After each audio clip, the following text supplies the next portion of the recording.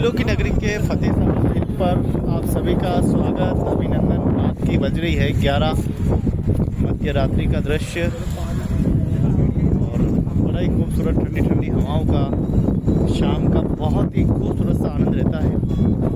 आप लोग भी शाम को आ सकते हैं टहलने के लिए, घूमने के लिए। एंजॉय अगर करना है, शुद्ध हवा खानी है तो फतेहसागर झील सबसे बेस्ट जगह है, अच्छी जगह है।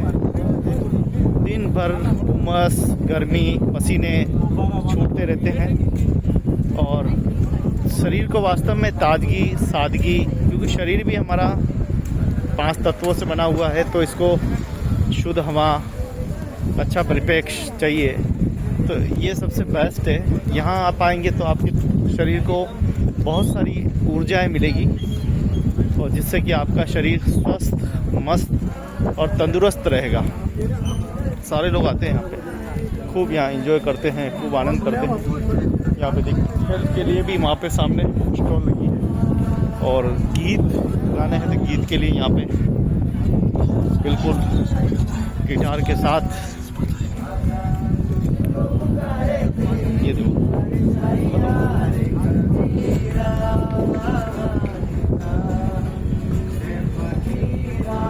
देखनी है।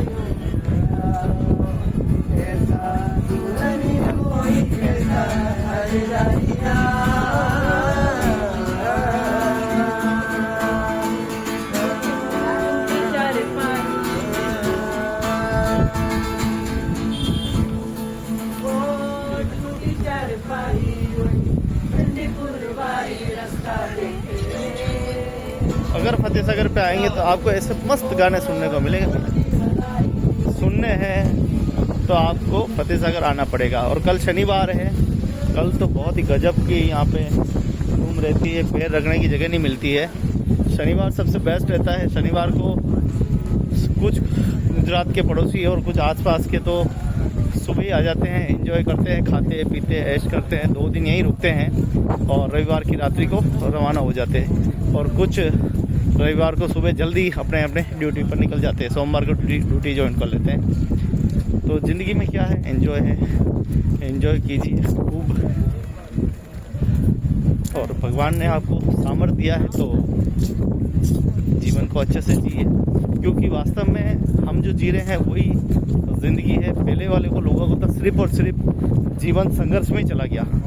कभी स्वतंत्र सेनानियों का आंदोलन हो रहा है, कभी कोई देश के लिए मीटिंगें हो रही है, उसमें देश का जब विभाजन हुआ तो कुछ लोग 3-4 साल के लिए संविधान में लिखने में चले गए, कुछ विस्तार के लिए चले गए, कुछ संपत्तियों को बचाने में लग गए। बहुत सारे संकट हमारे देश पे आए। पहले वाले लोगों में जाए तो बेचारों ने जीवन भर जंगलों में रहे। हमारे यहाँ महाराणा प्रताप की आज भी गाथाएँ गाई जाती है कि उन्होंने किस प्रकार से घास की रोटी और ऐसे दिन उन्होंने निकाले हैं। तो हम बहुत सौभाग्यशाली हैं कि इस युग में हम जी रहे हैं। खूबसूरत है, जहाँ हमें बटन दबाते ही पानी मिल जाता है, बटन दबाते ही हवा मिल जाती है, बटन दबाते ही ऐसे की हवा मिल जाती है। और देखिए हमारे लिए इतनी बढ़िया विरासत छोड़ गए हैं पूरी। कितने लोगों ने त्याग, बलिदान, कितने मजदूरों ने यहाँ पर योगदान दिया होगा, जब जाकर इतनी बड़ी झील बनी है।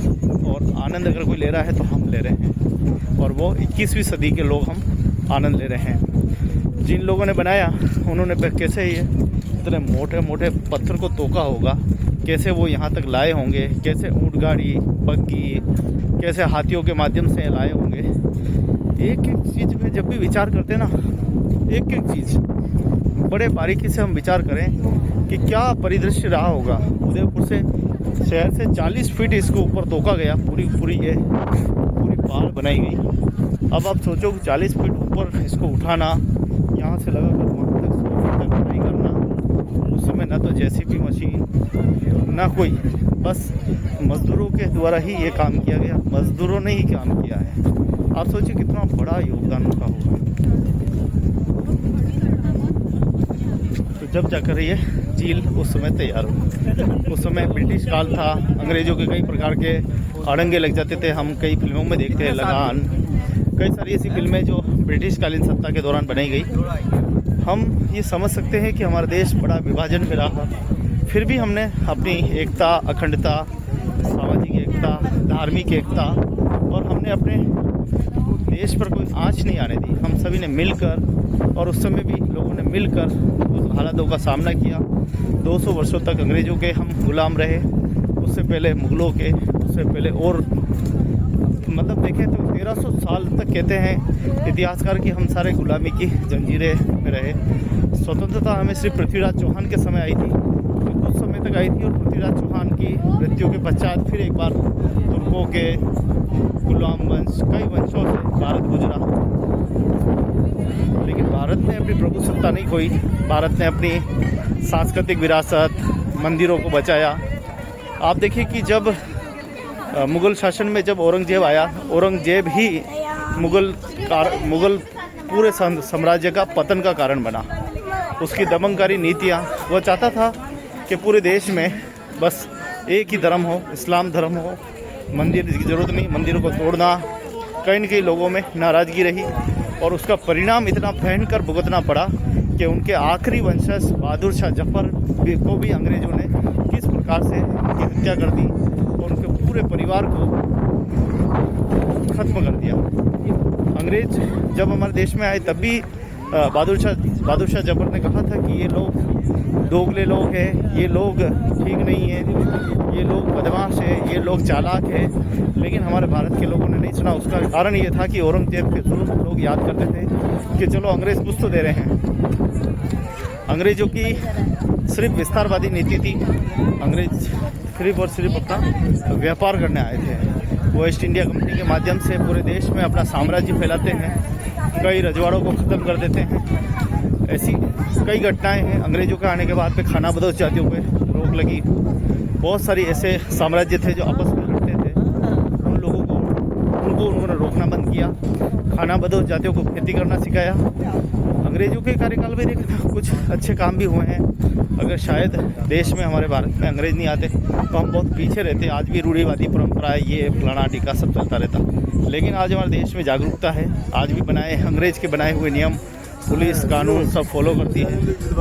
तो कुल मिलाकर हमारा जो अखंड भारत उस समय था, अंग्रेज़ों ने कैसे उनको तोड़ा, अलग अलग अफ़गानिस्तान, अलग अलग देश बना दिए, जिससे कि भारत खंड खंड में बिखरा।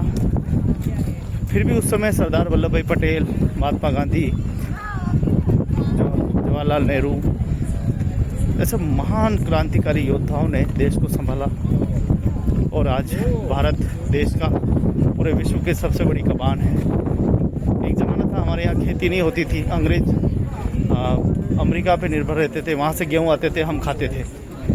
भारत कृषि प्रधान देश बना, जय जवान जय किसान के नारे लगे। ये भारत की एकता।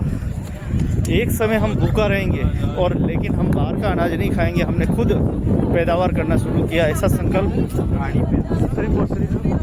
भारत की भूमि पर ही हो सकता है। आज की हमारी युवा पीढ़ी को समझने की ज़रूरत है कि उनके योगदानों को याद करने की ज़रूरत है कि हमारे पूर्वजों ने कितना बड़ा योगदान दिया है। जुल्म तो क्या हर जगह रहा है, लेकिन जुल्म क्या रहते हुए भी लोगों ने ऐतिहासिक काम किए। आप देखिए कि सावित्रीबाई फुले, ज्योतिबा फुले का जब नाम आता है तो जुल्म तो उस समय भी था। लोग नहीं चाहते थे कि पढ़े, लेकिन वहाँ उस समय वैसी व्यवस्थाएं थी। उन्होंने कैसे गोबर खाकर, पत्थर खाकर अपने जीवन को स्वच्छ पवित्र रखा। आज उनको संसार याद करता है। डॉक्टर अंबेडकर साहब, जिनकी आज कीर्तिमान इतिहास है, पूरे विश्व में उनका नाम लिया जाता है। हमारे वीर और महावीरों को तो वो तो हमारे लिए भगवान समान है और ईश्वर के समान है, जो जिन्होंने लड़ा। हम यहाँ मेवाड़ में कहते हैं राणा की जय जय, और मराठा के शिवा की जय जय। जब महाराणा प्रताप जन्मे तो वीर और शौर्य की गाथाएं गाने लगी। जब शिवाजी ने जन्म लिया, उनके 40 साल, महाराणा प्रताप के देहांत के 40 साल बाद उन्होंने जन्म लिया। फिर शिवाजी का राज तिलक भी मेवाड़ के सहयोग से हुआ और उन्होंने काफ़ी युद्ध लड़े। उनके पुत्र संभाजी ने, उनके पुत्र ने कई पीढ़ियाँ इस मानव जाति के लिए समर्पण हुई, त्याग बलिदान। लेकिन आज हम भारतवासी आपस में झगड़ते रहते हैं, जातिवाद नफरत फैलाते हैं, ये कतई ठीक नहीं है। ये देखो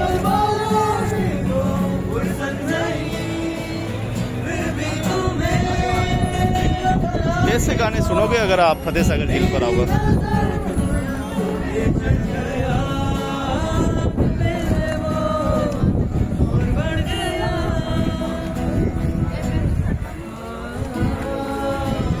ये गाने सुनने हैं तो फतेह सागर आओ और यहाँ पे खूब गाने सुनो, आनंद लो। बाकी तो घर पे अगर सोते रहोगे तो भाई साहब ऐसे आनंद को खो दोगे।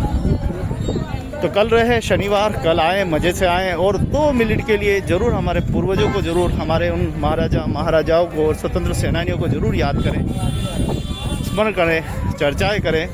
उन्होंने अपना घर बार परिवार सब कुछ छोड़कर सिर्फ और सिर्फ देश की रक्षा के लिए मर मिटे, फांसी चढ़ गए। आज हम उनको याद भी नहीं करते। हम इतने खुदगर्ज हो गए हैं, इतने लालची हो गए हैं कि हम उनकी सभ्यता और परंपराओं की रक्षा भी नहीं कर पा रहे हैं। वेस्टर्न कल्चर बना दिया है। जहाँ पे भी जाओ, झीलों पे जाओ, बावड़ियों पे जाओ, पार्कों में जाओ, लड़का लड़की चू चू चू। अरे ये क्या है? कम से कम ये तो कुत्ते भी करते हैं, ये तो जानवर भी करते हैं। फिर जानवरों में और इंसानों में क्या फ़र्क है? जानवर के पास जाके बैठता है, उसके ऊपर नीचे तूता पड़ता रहता है। क्या जानवरों से भी हम गए गुजरे तो नहीं हैं? जानवर की प्रवृत्ति छोड़कर इंसान को समझना होगा कि हम एक इंसान हैं। खुलेआम ऐसा कोई काम नहीं करें। हमारे बहुत सारे यहाँ बुजुर्ग बैठे रहते हैं, माताएं बैठी रहती है। कभी मैं भी खुद देखता हूँ अपनी आंखों से। तो अब कैमरे पे तो कैसे दिखाएं? हम अपनी फजीती कैसे करें? कैमरे की भी अपनी कोई इज्जत होती है, ऐसे नालायक लोगों की कोई इज्जत ही नहीं है। तो बड़ा दर्द होता है। तो थोड़ा सी इज्जत बजाय रखें, अपनी इज्जत अपने हाथ में। हमारे कुंवर लक्ष्मण सिंह जी मेवाड़ कहते हैं कि ज़्यादा कुछ मत करो, अपनी इज्जत कर लो, अपने स्वयं की इज्जत कर लो, दुनिया आपकी इज्जत करेगी। तो आप कभी भी कहीं जाएं, आप खुद की इज्जत कीजिए, स्वयं की इज्जत कीजिए, अपनी नज़रों में श्रेष्ठ बनिए और इस मानव जाति के देने वाले इस महान मुताबिक को याद कीजिए। यहाँ आज आइए, उनको थोड़ा सा उनको याद कीजिए। आपके जीवन में परिवर्तन आएगा। आप किताबें पढ़िए, पुस्तकें पढ़िए। पुस्तकें पढ़ने के लिए होती है, बड़ी बड़ी जो साइंटिस्ट किताबों को छापते हैं, लेखक लिखते हैं, वो बहुत सोच समझ के लिखते हैं कि इसका मानव जाति पर प्रभाव पड़ता है। हालत ये होगी कि कोई किताब पढ़ता नहीं, एग्ज़ाम दे के आ जाते, प्रश्न पूछो तो उनको कुछ भी पता नहीं है, सिर्फ और सिर्फ टिप्पणी करने पर इधर उधर की बातों को लिख देते हैं। ये ठीक नहीं है। ऐसे हम अपनी संस्कृति और विरासत को नहीं खो देंगे। आज हम अपने दिल में एक जुनून लेके रावण ने गलत किया, इसलिए आज हम नफरत गुस्से से देखते हैं। हम घर में किसी परिवार का नाम, सदस्य का नाम रावण नहीं रखते। ये हमारे लिए बहुत बड़ी बात है। हमने सामाजिक एकता, अखंडता को बनाए रखा है। तो ये एक हमारे लिए आज भी तो झीलों की नगरी फतेह सागर पर रात्रि का खूबसूरत आप सबको चर्चा हुई, अच्छी हुई। कुछ लोगों को, कुछ महापुरुषों को याद करने का मौका मिला। जय हिंद, जय भारत। पधारो हमारे देश उदयपुर।